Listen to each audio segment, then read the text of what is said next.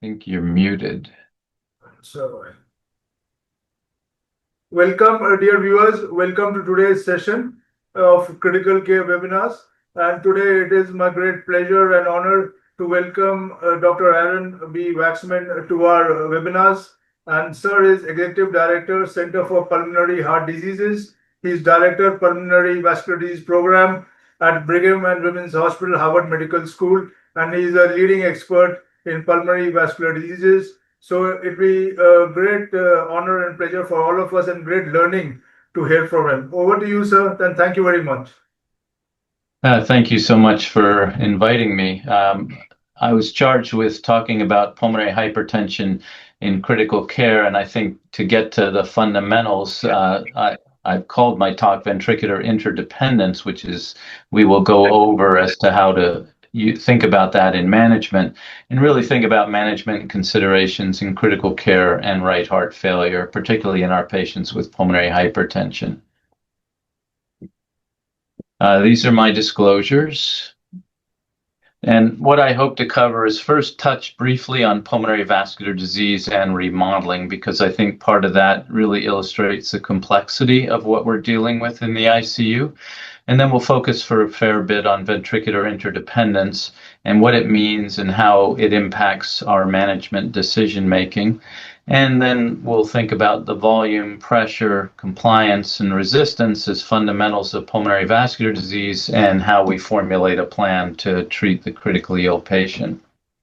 I like to start with just a quote from William Harvey because I think it really overly simplified what we now think of as the right ventricle, but the right ventricle may be said to be made for the sake of transmitting blood through the lungs and not for nourishing them. While nourishment may not be key, certainly simple flow is very much less than what we now take into consideration. So as far as pulmonary vascular remodeling, these are some pathologic specimens from patients with pulmonary arterial hypertension. And I think if you just look at these, you can get a sense that it's far more complicated than simple vasoconstriction. The upper left panel is a plexogenic lesion where it may be hard to see, but there are a lot of little red stained, pink stained cells in there which are proliferating. And likewise, you can see the complex nature of plexogenic lesion on the middle and upper right panel.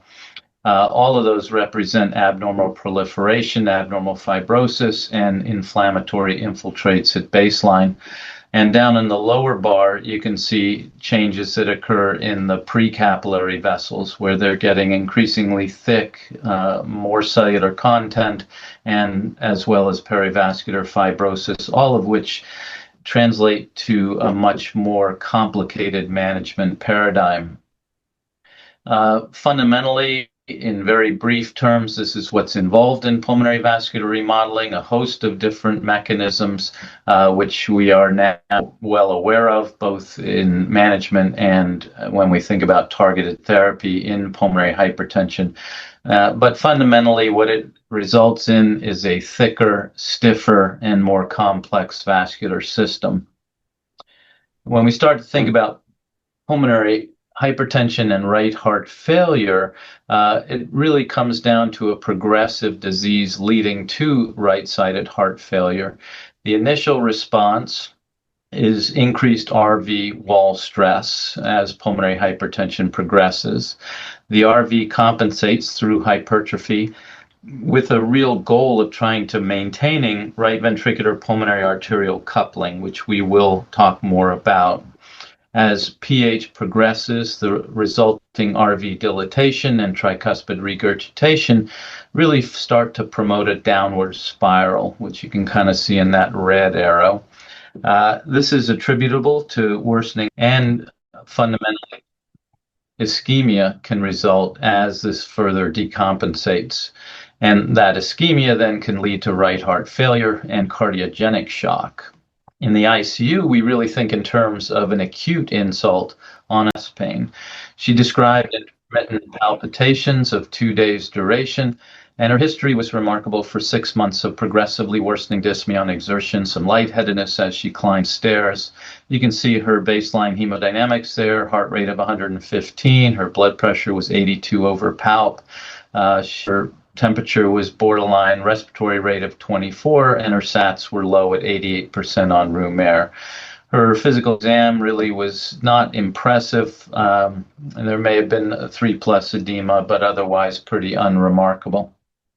So as an intensivist, we start to think about what next. So 2 large bore IVs were placed because of her low blood pressure. She was started on supplemental oxygen. She was noted to be tachycardic, hypotensive, hypoxemic, and with signs of right-sided heart failure. You can see after that initial intervention of 4 needles nasal cannula, not much has changed. EKG is obtained and a bedside echo is performed. So this is her echo, and you can see a couple things here, and I think this really illustrates how important point-of-care ultrasound can be. She had significant right ventricular hypertrophy, which certainly suggests long-standing pulmonary hypertension. You can see, especially in the short axis parasternal view here, that you can see the flattening of the septum, imposing itself on the left ventricle down below, the enlarged right ventricle above. Over here, we can see that the inferior vena cava does not collapse with respiratory efforts, and although not shown, the lung fields did not have any B lines. So they do another EKG, which shows some normal sinus rhythm. Her rate is about 118 now. She has clear findings of increased right-sided pressure. You can see her blood pressure has not really changed. So now we can start to think about what's going on here. Obviously, the heart rate bothers you. You might consider metoprolol, although that may not be the best idea. You're starting to think, well, the patient is hypotensive, but should we give volume or should we be starting a diuretic? You can see her portable chest x-ray over there, and that chest x-ray raises concern about a consolidation in the right mid-lung zone, but you can also get a sense of the heart border there, suggests that there is some RV size increase, RV hypertrophy. Could this patient have a pulmonary embolism, or is she just in septic shock? I think these are the things that should be running through our heads at this point. I'm in a teaching hospital, so the key thing is, how do the residents and the interns start to think about this? You overhear the resident turn to the intern and say, "This lady is septic. I think she has pulmonary hypertension." All good thoughts, but kind of leaves the intern to figure out what to do next. He suggests you need to optimize her volume status, maximize her cardiac output. All good things, but not necessarily straightforward. Do your best to maintain perfusion, and we'll worry about the pulmonary vascular resistance later. The intern decides to start vancomycin, ceftriaxone, and azithromycin, which are all good choices. Also gets her started on milrinone, which we'll talk in depth about, and then also initiates volume resuscitation with lactated ringers. So here we are, the milrinone is running, the 2nd liter of lactated ringers is in, and things are not necessarily going in the right direction. You can see the blood pressure is now 70/38. Respiratory rate is up at 31. Her SATs are 90% now on a non-rebreather, where she had been on 4 liters, and she's once again complaining of intermittent chest pressure.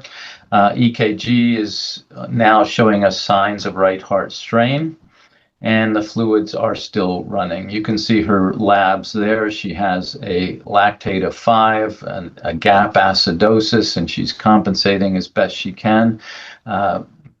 Respiratory-wise, she's got some acute kidney injury with her creatinine of 1.4. So things clearly are showing themselves to be problematic. So I think this is a good place to pause about what's going on, what do we do, how do we manage her fluids, her ionotropes, pressors, and what additional information can we use. So I like to think about this not just as the pulmonary vascular disease, but really the right heart system. And this was based on a symposium we did now almost 13 years ago, where we define what we meant by the right heart system and right heart failure. So we define the right heart system as systemic veins to the pre-pulmonary capillaries, at which point deoxygenated blood begins to shift to oxygenated blood. In contrast, we can think of the left heart system as the pulmonary capillaries to systemic arteries and arterioles, at which point that oxygenated blood shifts to deoxygenated blood. And I think it's important to think in these terms because anything we do to one aspect of the system has an effect on the entire system, and likewise can have an effect on the opposite system. And in that setting, it's important to think of right heart failure not just as failure of the right ventricle, but potentially the whole system.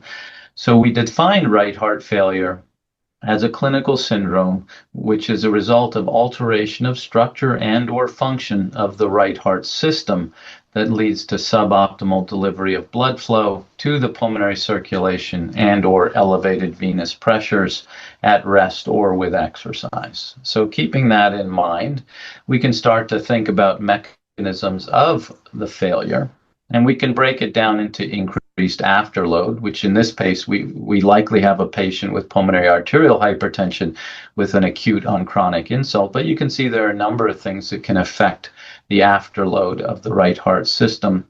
Likewise, we can think about reduced contractility. Could it be ischemia? Could it be something that affects the integrity of the myocardium, like systemic inflammatory response, myocarditis, or cardiomyopathies? We can think about the preload.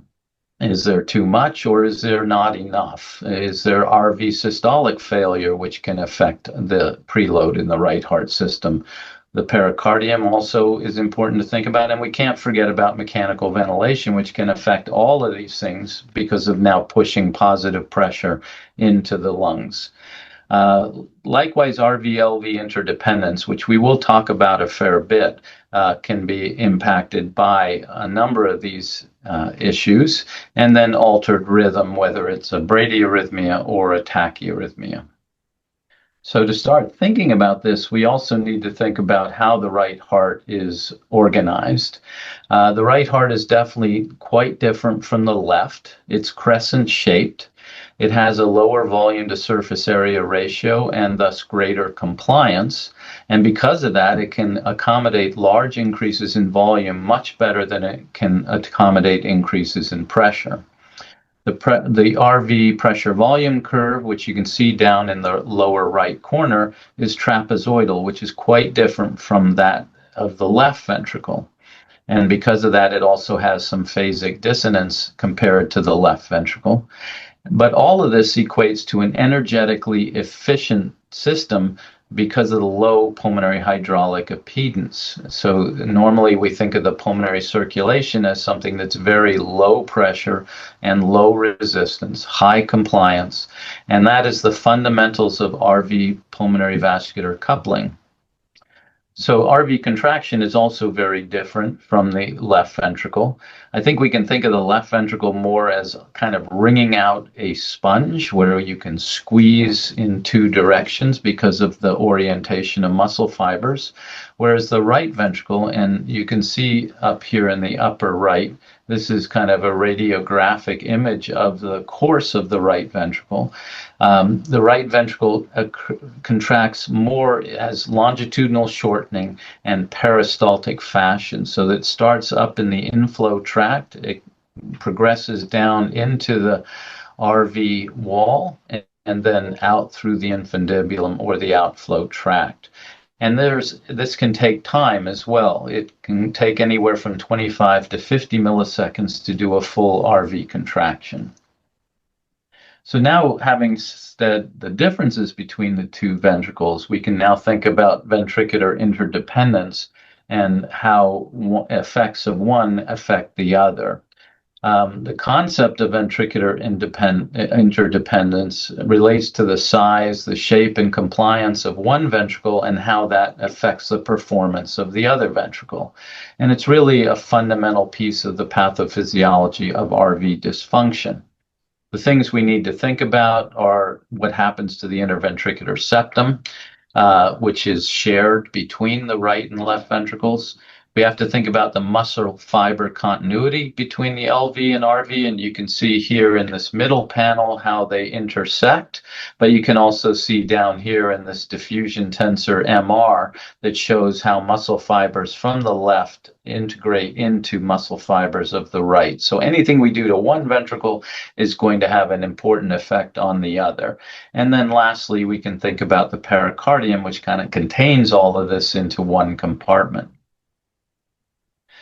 Now, the idea of ventricular interdependence is not new. It was actually amazingly first described by a French physician, Hippolyte Bernheim, in 1910, where he noticed on post-mortem patients that had a essentially left ventricular diastolic dysfunction, where they had significant hypertrophy of the LV, and the LV compressed the right ventricle. He described this as venous asystole in hypertrophy of the left heart with associated stenosis of the right ventricle. And his use of the term stenosis meant impingement and compression of the RV. And this was really the first description of ventricular interdependence, and obviously it didn't help the patients because it was discussed at post-mortem studies. And later, this was called the Bernheim effect. And then in 1956, Louis Dexter, who was actually a cardiologist where I work at the Brigham and Women's Hospital, described the reverse Bernheim effect, where he noted that in subjects with RV hypertrophy, that the right ventricle now was compressing over into the left ventricle and impacting LV function. So we can think about this interdependence in both systolic interdependence, which really defines the contribution of ventricular contractility to the contractility of the other ventricle. And when we think about the right heart, about 20 to 40% of the right ventricular systolic pressure is a result of LV contraction, whereas 4 to 10% of the LV systolic pressure is a result of RV contraction. The interaction is decreased by a stiff septum, or a bowing septum, if you will, and it's increased by stiff ventricular free walls, and it's not dependent on an intact pericardium. We can also think about how it might affect things in diastole. So diastolic, or dilation of one ventricle, affects the opposite ventricle and shifts its pressure volume curve to higher pressures, as illustrated by these short parasternal access views. Here we can think of as the RV volume and pressure increase, the LV pressure volume curve shifts to the left and becomes steeper. These changes in ventricular compliance are associated with a shift in the diastolic position of the septum toward the left ventricle.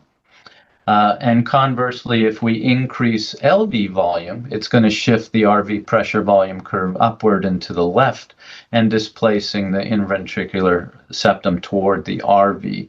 Obviously, this affects chamber sizes, it affects stroke volume, and it affects the overall function of the ventricle. So all things that we can be thinking about when we start to manage these patients. And we can see these effects when we start to manage. Volume overload of the right ventricle can happen with no or minimal change in pressure, and it can preserve ejection fraction in the normal setting. But even when we do that, the LV end diastolic volume and ejection fraction of the LV can be impacted and decreased. If we have a preserved LVEF and we RV pressure overload, like in a patient with pulmonary hypertension, it can result in decreased LVEF as we volume overload the right ventricle, and it starts to compress the left ventricle, both in systole and diastole. And we can also see direct mechanical effects causing decrease of the LVEF when that volume overload affects the right ventricle directly. And all of that comes down to septal paradox. And we can see that in the echocardiogram. Here you can see our patient's echo. And again, the septum is flattened in both systole and diastole, suggestive of both pressure and volume overload. And you can see overall the effects. If we give too much fluid, we're going to increase the RV end diastolic pressure. Tricuspid regurgitation will go up. We'll see increased shift of that septum. LV filling goes down, and we compromise cardiac output. Now, if we can get rid of that fluid or limit the amount of fluid, you can see the opposite effects. Now, at the same time that we're doing all this, we also have to keep in mind about myocardial perfusion. Now, the RV and the LV are perfused differently. The LV is perfused predominantly during diastole, whereas the RV is perfused throughout the cardiac cycle. It's directly dependent on a gradient between the aortic pressure and the pulmonary artery pressure. So in our patients with pulmonary hypertension, they're at significant risk for RV ischemia as we lose aortic pressure, such as a patient who's in shock. And in the case of a patient who has systemic inflammatory response and start to lose both myocardial function as well as become in shock, we lose that driving pressure and we start to see RV ischemia. And as we start to think about how we manage this, we start to think about the RV afterload, things that we can actually target. I think most commonly people think of RV afterload as the pulmonary vascular resistance. But it's probably much more complicated than that. I think the way, if you think about how we calculate pulmonary vascular resistance, it really simplifies this whole process. It comes down to a very simple relationship between pressure and flow, and really applies to non-pulsatile, non-branching cylindrical tubes, which clearly the pulmonary circuit is not any of those things. And if it were simply that, you would expect that the relationship of pressure to output would be a linear relationship, but you can see in this curve here, it's definitely not linear. It's curvilinear, so we're clearly missing aspects of the RV afterload. And when we start to think about those different contributors to the RV afterload, I think importantly, we need to take into consideration pulmonary artery compliance and pulmonary vascular distensibility, along with vascular impedance. Impedance is just too complicated for most of us to think of and requires a lot of computing power to figure it out. But pulmonary vascular distensibility is something we can assess and even see the effects on. Pulmonary vascular distensibility gets to those more distal vessels of the pulmonary vascular bed, mostly precapillary arterioles, where we're talking about how much we can distend those vessels in response to treatment or in response to increased flow. And pulmonary artery compliance refers more to the more proximal vessels. But small increases in those small increases in distensibility in advanced stage pulmonary arterial hypertension can actually improve RVPA coupling and a reduction in the RV workload. So here's an example of how that can actually be done. This is a patient who has pulmonary hypertension. The upper panel here is on room air. Oops, sorry. And what you can see here is the pulmonary artery pressure is quite elevated at 40 millimeters of mercury. And this is the wedge pressure. You can see the A wave down here and a very prominent V wave on the tracing. And you can see it's measured at 20. Well, we gave this patient nitric oxide. You can see here, this is on 6 liters, not room air, sorry. But you can see the cardiac output was reduced, the index was borderline, stroke volume was quite low, and pulmonary vascular resistance was 427 dynes. We give the patient nitric oxide, and you can see what happens. The pulmonary artery pressure comes down somewhat to 34, still elevated, but the wedge pressure actually comes down quite a bit. And with that, stroke volume improves dramatically, but pulmonary vascular resistance really doesn't change. This is a clear example of how we can impact ventricular interdependence by improving pulmonary blood flow, having a direct effect on distensibility, and really filling that left ventricle in a more efficient fashion. So putting it all together, we can think about ventriculo-arterial coupling as both series effect and parallel effects. So as the right ventricular stroke volume falls, so too must the left ventricular preload. It takes about 2 to 3 cardiac cycles after the RV output changes, and the LV preload responds accordingly. The LV can only eject what it receives from its ventricular partner, the right ventricle. And if we start to think about some of the parallel effects, when the right ventricle directly impinges on the function of the LV via this coupled pericardial restraint, an increase in RV diameter and stiffness, which would translate to decreased compliance of the right ventricle, affects the left ventricle directly. This may also be mediated by a fall or even reversal in transeptal pressure gradients. The coronary venous congestion can start to affect this because of high right atrial pressure. This also leads to a stiffening of the LV and a reduction in LV function. And we can see that in patients dynamically. This is a patient that we did an invasive cardiopulmonary exercise test with PAH. And what that means is we put a right heart catheter in the patient. They also have a radial artery catheter. We put them up on a bike, and we have a continuous gas exchange monitor with a metabolic cart, and we start to exercise the patient. And what you can see here at rest is the baseline measure of this patient in the upright position. You can see the pulmonary artery pressure is very elevated. They have severe pulmonary arterial hypertension. Left atrial or pulmonary capillary wedge pressure is normal. You can see the pulmonary vascular resistance in dynes is quite elevated. And stroke, SVO2 here, cardiac output, and then stroke volume. So as we start to exercise the patient, you can see here freewheel, and then we increase the workload at 1 minute, 2 minute, 3 minute up to peak exercise, and you can see what happens immediately as the right atrial pressure starts to rise very rapidly. And that is a reflection of RVPA uncoupling. You can also see what's happening here in stroke volume. It initially starts to probably not change dramatically, but lower than what it was at rest. And then it just starts to fall as that patient continues to exercise. And so what's happening here is that the RV is starting to distend. It's imposing itself on the LV. We see worsening of this interdependence. And because of that, you see the function start to decline. So even though this is not a septic patient or a patient in shock, it illustrates the impact of ventricular interdependence on output and work. So now, what do we do for the patient that we were talking about? So I think importantly, we can think about mechanism of right ventricular failure in patients with pulmonary arterial hypertension.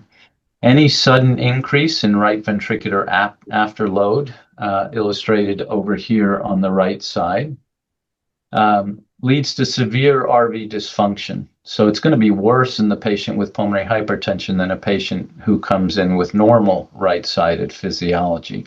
And this will result in acute fall in cardiac output, and it will exacerbate systemic hypotension. This precipitous fall in aortic root and right coronary perfusion pressure is then going to cause a further RV ischemia. And it will exacerbate that downward spiral that we talked about in the very beginning of RV failure. And that's going to be pretty hard to interrupt. This is going to be compounded by the onset of diastolic left ventricular dysfunction because of this diastolic ventricular-ventricular interactions that we talked about earlier. And this will further exacerbate tricuspid regurgitation. So the things we need to think about as we start to consider management is we need to identify and treat those precipitating factors. We need to really think about how best to maintain oxygenation and oxygen saturations. We need to think about fluid balance, and most often in a case like this, it's going to be to reduce the preload. We also need to think about how do we optimize cardiac output and contractility and pulmonary blood flow. We need to think about maintaining systemic blood pressure and especially aortic root pressure so we have a good gradient between the aorta and the right coronary artery. And then, as best we can, we need to think about how can we reduce pulmonary vascular resistance. So getting back to our patient, milrinone is still running. They've now given the patient 3 liter, or they're on their 3rd liter. And now where are we? So heart rate is still high, blood pressure is still low, respiratory rate is unchanged, and the SATs are 90% on a non-rebreather. A triple lumen catheter is placed, and they see that the central venous pressure is 18 millimeters of mercury, so pretty high. They start epinephrine because of the persistently low blood pressure. And you can see epinephrine has a marginal response on blood pressure and a little more increase in the heart rate. And they switch the oxygen flow to high flow and at least get those SATs up to 94%. Labs that we saw earlier. And as I say to the house officer now, I'm not particularly happy with where we are with this patient. So what can we do better? So I probably don't need to tell any of you about what vasopressors and ionotropes there are and where their effects might be, but suffice it to say that the effects on the pulmonary circulation really depend on the dose and the distribution of receptors. I think we really don't know in the human what are the distribution in the pulmonary circulation of alpha receptors. And we certainly know about what beta receptors can do as far as cardiac function. And whether they have a real effect on RV function or not is really unclear in most cases. And I think importantly, we also have to think about the impact of some of these pressors leading to tachyarrhythmias, worsening diastolic dysfunction, as well as exacerbating myocardial ischemia. So it's not as simple as just hanging pressors and what going on our way. And then we also need to think about the impact of hyperlactatemia as well as the hypercoagulable state. So thinking about what we've got as far as pressors to use, most of what we do in pulmonary vascular disease and probably a lot in critical care is based on animal studies. In fact, most of the ideas about pressors are based on beagles when it comes to pulmonary hypertension. As I mentioned, alpha agonism can cause pulmonary vasoconstriction, although honestly, most of that occurs with quite high dosing. Beta-1 agonism probably does improve RV performance, and norepinephrine is a reasonable choice pressor, and probably is somewhat effective in most patients with RV dysfunction. And it can improve that RV function while it improves the systemic vascular resistance as well as increase cardiac output. But it also has the potential to increase pulmonary vascular resistance at higher doses. In a lot of places, people are taught that phenylephrine is the worst choice and norepinephrine is the best choice. But the truth is, this is oftentimes based on a single study, and this is the study. It took me quite a while to find this study, because when I got to the Brigham, that was the teaching. This study was a comparison between norepinephrine and phenylephrine in patients with congenital heart disease. It only included 27 patients. They all had pulmonary hypertension, although it's not clear how long-standing it was. And they all had systemic hypotension after induction of anesthesia. So these were all patients going through surgery. And they infused these in a random distribution in the hopes of increasing systolic pressure about 30 to 50%. They were all studied before the operation commenced. And investigators were blind to which drug had been infused. They really saw no differences between the groups, and these are the results. And I think here you can see that there was an increase in mean pulmonary artery pressure, but really not significantly in phenylephrine versus norepinephrine. And you can see the differences in the pulmonary vascular resistance, which was indexed. But I think one of the things that is overlooked in this study is that the right atrial pressure was actually a little bit lower in those patients on phenylephrine. So whether that suggested improved coupling or not, it's hard to say. But neither one showed much difference. And what it came down to is that the investigators were more comfortable with norepinephrine than phenylephrine, and that's why they chose it as their preferable drug. So a lot of limits to this study, but fundamentally, I don't think they really showed much difference.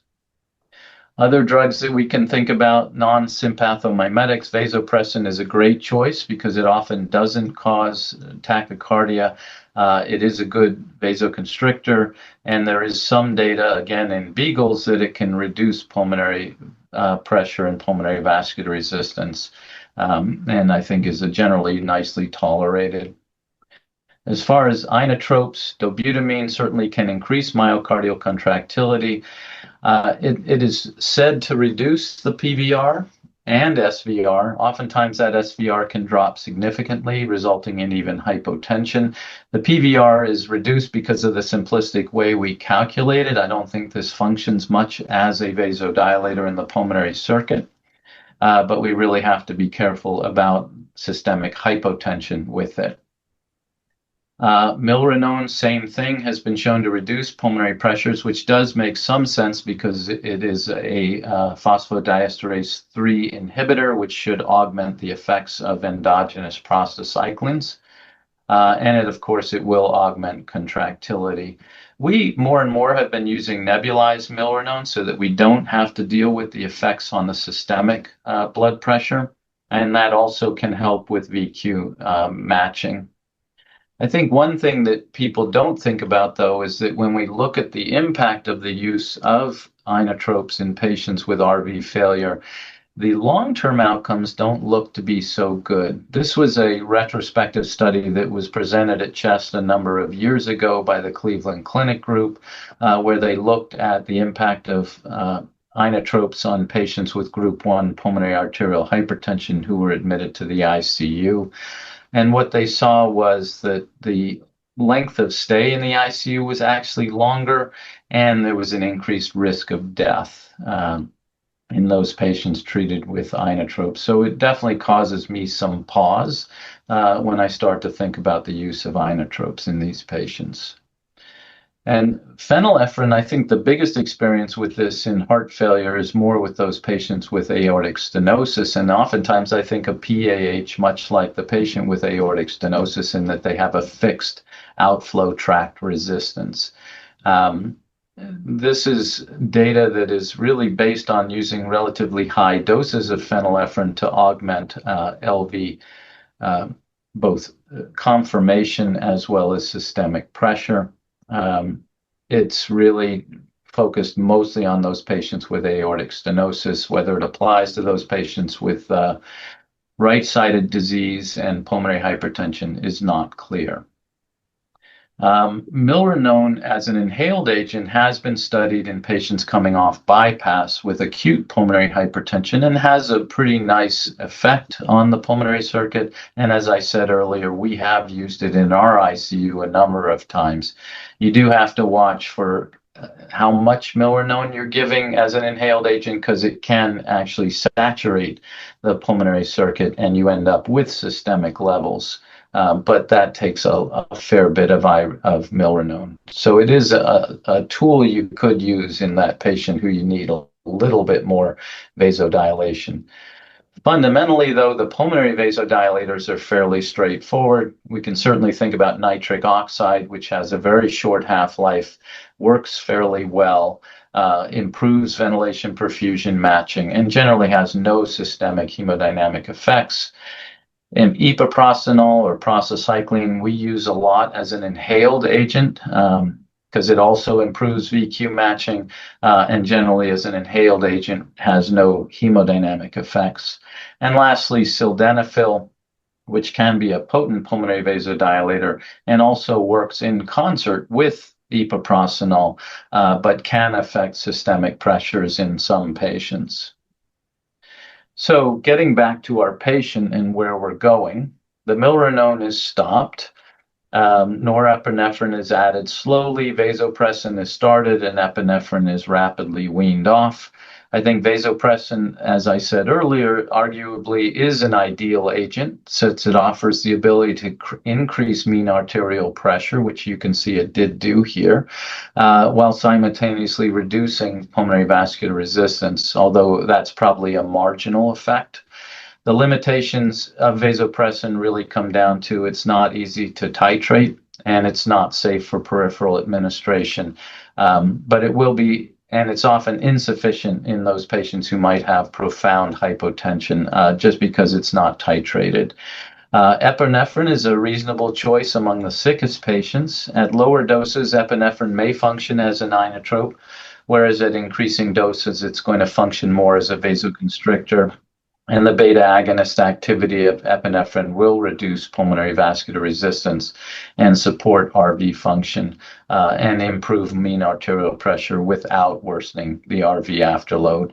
And norepinephrine is also a reasonable choice, it's commonly used and is probably oftentimes the first choice.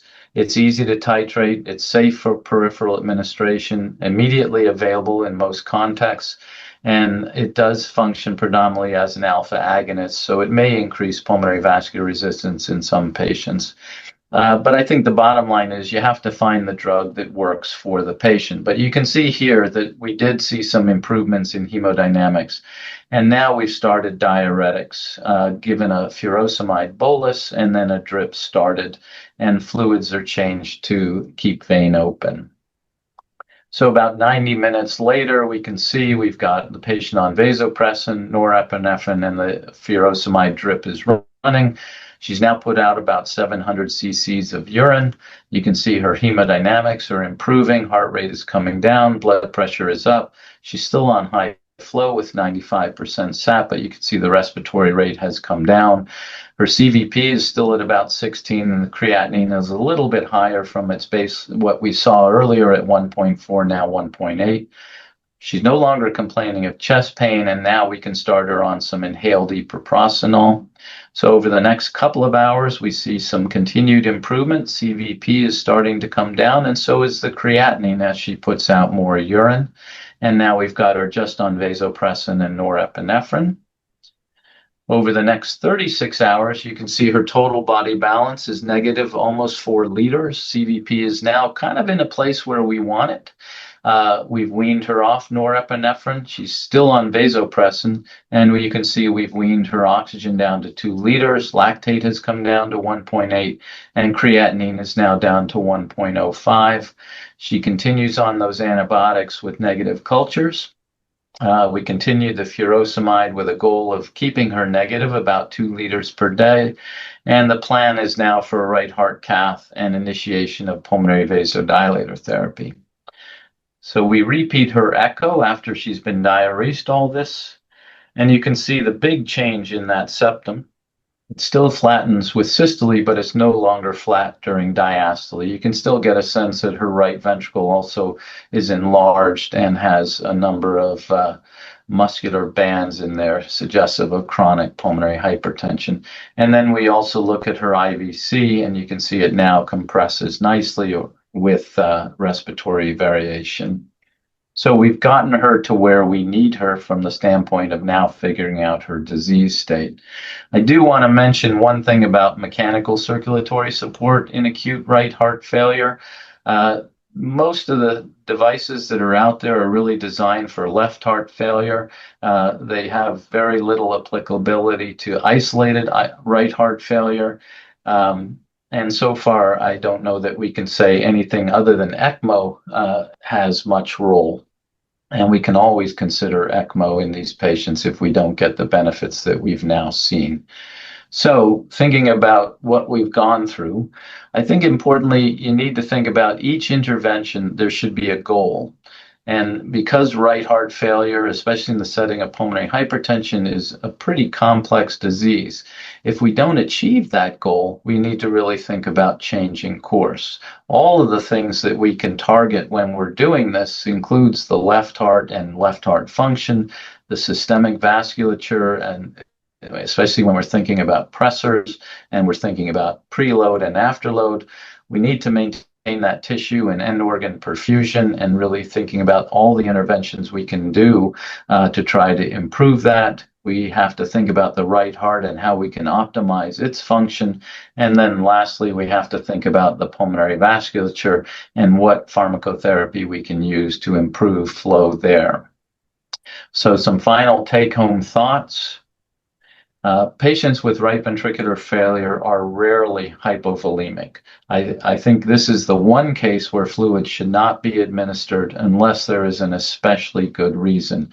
I think starting out with a small amount of fluid to get a sense of response is one thing, but just doing upfront fluid resuscitation requires thought and consideration. And usually it's going to be a hypervolemic problem and really requires diuresis. In right heart failure, central venous pressure actually does measure what we need to know, is certainly at the outset of management. Most consensus recommendations suggest that a reasonable target for central venous pressure is about 8 to 12 centimeters of water. You can see our patient came in with about 18 once she finally got central venous access, and we got her down to 12, and things looked a whole lot better. And CVP should encourage diuresis rather than motivate fluid administration. So an adequate mean arterial pressure will promote adequate coronary perfusion of the right ventricle. I think this is a case where knowing what we are with the pulmonary artery is helpful, and actually trying to achieve mean arterial pressure and systolic pressure greater than the pulmonary artery pressure is fundamental. And lastly, ionotropes can be considered, but I always caution the use of them because there is a risk of tachyarrhythmia, especially putting patients into atrial fibrillation. And our patients with pulmonary hypertension really do not tolerate tachyarrhythmia as well. Increasing contractility may exacerbate relative ischemia of that right ventricle, so we can't just think about increasing contractility without increasing systemic arterial pressure and improving that aortic to pulmonary gradient. And systemic vasodilation, especially with these ionotropes, may promote that hypotension and exacerbate RV ischemia. And with that, I just leave you with this last thought. If what you're doing is not working, it's okay to stop, pause, think about it, and try something different. And with that, I thank you and happy to take any questions. Thank you, Dr. Waxman, sir, for the lovely lecture. It was very nice and very practical and of great use to us in the ICU. So I request the audience to type in any questions if they have. Meanwhile, sir, maybe I can just put up a few points, kind of revise the whole thing. You have covered a lot of points, and it's the same thing. Maybe you can just elucidate further. So first of all, like you very correctly said, sir, we should not be giving fluids to patients in RVF, right? Most of the time, they need diuresis, but you showed the case septic shock. Sometimes in India, we have a lot of diarrhea, vomiting, tropical diseases, so they lose fluids. So in certain situations, we have to give fluids. So how should we direct the fluid? What parameters should we use to give fluids? Because giving empirically can also cause problems to the overdistended LV, RV, sorry. Well, I think there are a couple things. There's no question some patients are going to require fluids. And in rare cases, the patient might come in with a gastrointestinal problem where they've had some fluid loss. I think a number of things should guide us. Obviously, the electrolytes can help figure out if there's been some sort of loss, but also I think the echocardiogram, which is something we can get fairly quickly, and bedside can help guide some of that fluid management by looking at the inferior vena cava, as well as looking at the heart itself. And I think if one has to, then putting in a central line and measuring the central venous pressure is another way. Some of it's gestalt, but I think objectively, those are the things I would rely on to figure out if diuresis is more important than fluids. Can we use the interventricular septum as a guide? I'm sorry? Can we use the interventricular septum? Oh, the interventricular septum can be helpful, but I think it has to be used in conjunction with the IVC. If we see just systolic flattening, then it's often just a pressure problem. But if we see systolic and diastolic flattening, then it's both. And that would guide us that probably we need to take fluid off. I think the other thing is the creatinine and renal clearance. Oftentimes we see these patients who are volume overloaded have a cardiorenal picture, so that the right atrial pressure being high backflows congestion into the kidney and affects the kidney itself. It can be hard to differentiate a pre-renal from a cardiorenal at the outset, but I think when you combine it with echo labs and urine output, then we should be able to differentiate. And there's nothing wrong with trying something and see if you get a positive response and then changing direction if you don't. Right. So thank you for the answer. So then pulmonary embolism. So a massive pulmonary embolism with hypotension. Is there any role for any fluids at all while you're thrombolizing the patient and starting your vasopressors?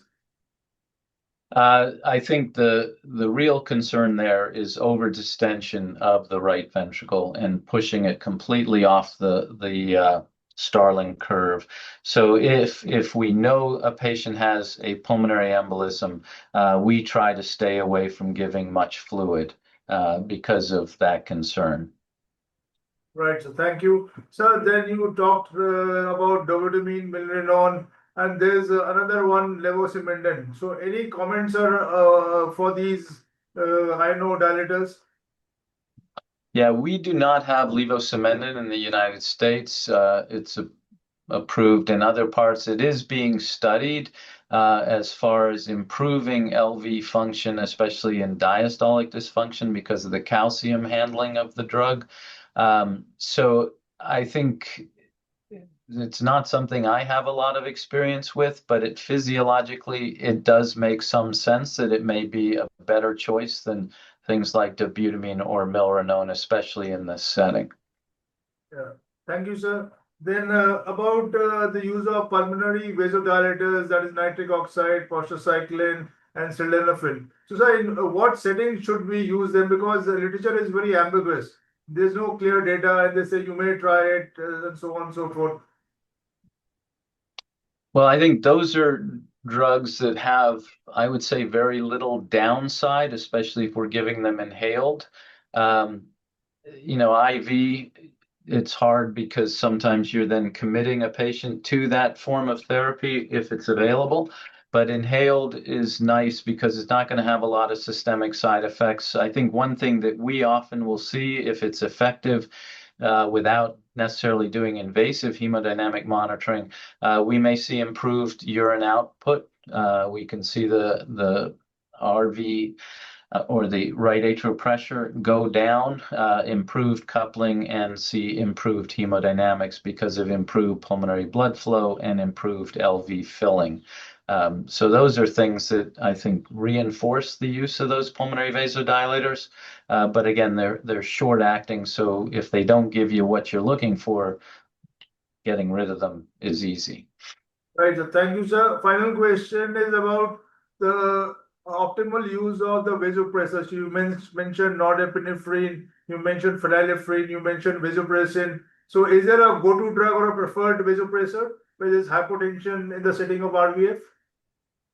Well, I think for us, the first choice is, I would say, both norepinephrine and vasopressin. So we'll often start norepinephrine first and not push the dose high, and then add on vasopressin.